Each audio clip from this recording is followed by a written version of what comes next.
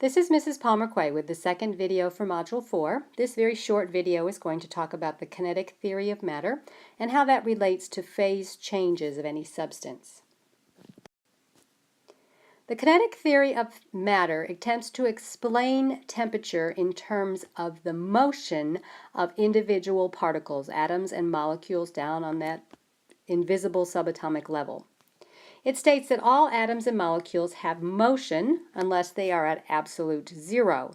And if you remember from our previous discussion, that was how we were defining absolute zero, that it was so cold, nothing was moving. If you remember from our discussion of energy, motion is an expression of kinetic energy. And there are three kinds of motion that atoms and molecules can have.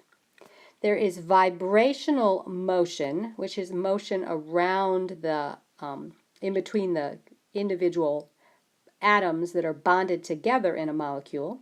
So to just look at this example of carbon dioxide here, there may be bending. These bonds may move up or down. They can, squeeze in or move out, both symmetrically and asymmetrically. And that's known as vibrational motion. If the molecule just spins around and around, well then it's rotational motion, and neither one of these motions has a big effect on the temperature of a particular molecule and how heat moves between hot objects and cold objects. But the third type of motion, translational motion, are molecules on the move. They are going somewhere, and it is this kind of motion that's involved in determining what phase a substance is in and determining how heat will flow. So the speed of the translational motion is reflected in the temperature of the matter. Higher temperatures mean there are faster moving particles, and as you increase the energy, then you change the physical state of a particular substance. It moves from solid to liquid to gas to eventually to plasma. So if you remember from our previous discussion of the different phases, in a solid the molecules are all arranged in a very regular pattern. And there are attraction bonds between these. These are not the same as chemical bonds, but there is attraction forces holding those molecules tightly together. Solid substances have a particular volume and a particular shape. They don't ooze all over the table. However, if you add a little bit of energy, then it causes greater kinetic energy in the translational motion. Molecules move away from each other. They start sort of bouncing around, and so they flow, and this creates a liquid. They still don't fly apart. They're close enough that you still have attractive forces acting in between these molecules, but they're not as tightly held as in the solids. And so liquids have a definite volume, but they don't have a definite shape. They assume the shape of their containers, and if you pour them out on a table, a liquid will just sort of flow around. If you continue to add energy, the kinetic motion of these particles sends them moving farther and farther apart from each other. They are moving so fast that there are no longer any attractive forces holding them close. Gas will assume the shape of whatever container it is in, and if you let a container full of gas loose, if there wasn't gravity to hold it next to the earth, those particles would be flying off to the ends of the universe. These fast speeds are all because there's been increasing energy, increasing the kinetic energy, increasing the temperature, and turning something from liquid to gas. If you go even further and add more energy, you reach this final state of plasma. And in plasma, the atoms actually have fallen apart. The electrons have moved away from the nucleus, and it's just sort of a big cloud of stuff. Plasma, of course, is just gas at a very higher temperature with the atoms having lost their integrity, but it still is a very useful substance. Along with being found in the burning stars in our universe, it's also in our fluorescent light bulbs and in our flat screen televisions. So the color on your flat screen TV is coming because of plasma. So as energy increases, molecules move faster as they fly apart, then we change our physical state from solid to liquid to gas to plasma. Of course, if you decrease energy, then it will just go in the opposite direction. Temperature is then a measure of the average kinetic energy of all the particles in a sample. Because in any container, so we've got, a container here, a beaker, and it's got some liquid in it, and we've got some particles that are moving fast, and some particles moving not quite so fast. I don't have a very small stylus here. And we've got other ones, moving faster, and this one's moving slow. And so it's just an average because there are just so many molecules present in that beaker, numbers that are just kind of beyond imagining. So there's an average kinetic energy. And as these molecules bump around, if they run into each other, the kinetic energy will be transferred from one molecule to another. So our red molecule here is moving faster. It's got a longer arrow than the orange molecule. But if they crash together like two balls running into each other, some of that energy then moves so that the orange molecule is sent off at a faster speed and the red one has slowed down. This happens both inside a container of a substance and as substances reach thermal equilibrium with something else. So if this was our thermometer, represented by these orange molecules, as our hot substance crashed into the thermometer, molecule and molecule, atom to atom, that heat would be transferred over by that collision, so the thermometer would eventually be registering a higher temperature. And as more and more collisions happen, then more energy will be transferred until you get a point of thermal equilibrium where the average kinetic energy of the container of say this, the solution you're measuring will end up being the same average kinetic energy of your thermometer. So as you add or remove energy, you change the speed of the particles, which then shifts the balance of particles towards the next phase. This graph down below is sort of your basic shape, stair-stepping shape of a substance going from solid to liquid to gas, or if we come down the other way, it would be from gas to liquid to solid. So if we start down here with our solid at this temperature, as energy is added, so we have energy on this bottom axis, as energy is added, heat energy in particular, the temperature of the solid will rise until it reaches this magical point that is known as the melting point. The temperature at the melting point will remain stable even though you are adding more energy. This whole time we're seeing more energy increase. But the temperature is not changing because the material is busy making a phase change from solid to liquid.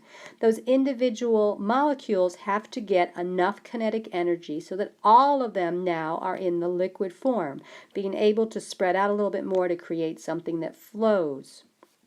Once again, once everything has transitioned into liquid, if energy is still being applied, the temperature will rise again until we reach this second special point, which is known as the boiling point. And at this point, liquid is beginning to transform into gas.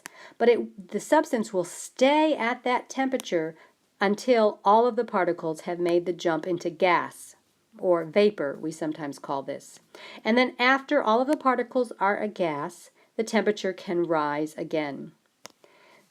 The fact that it holds steady on these times of transition, when the liquid is transitioning from, or when the liquid is transitioning to gas and it is boiling, or down here when your liquid is melting, or going from solid to liquid.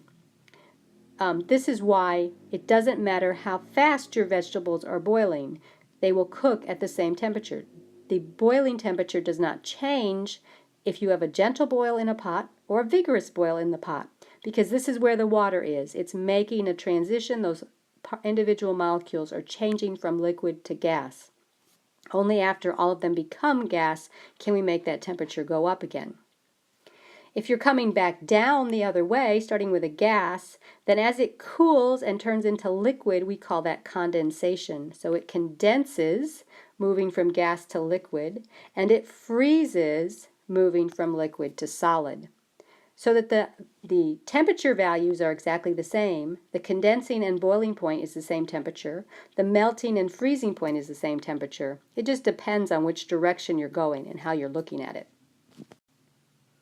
Finally, this is a phase diagram for water. We don't have any of these in our book, so this is again just sort of an extra, but it's showing that you have, as you're moving in a temperature here, and these are not drawn to scale, but as you're moving from below 0 at the beginning of this diagram, up to 0, the freezing point, and then on again to the boiling point, And if you're moving from very, very low pressures up to 760 millimeters of mercury is considered 1 atmosphere. So this is 1 atmosphere, the pressure we usually exist under.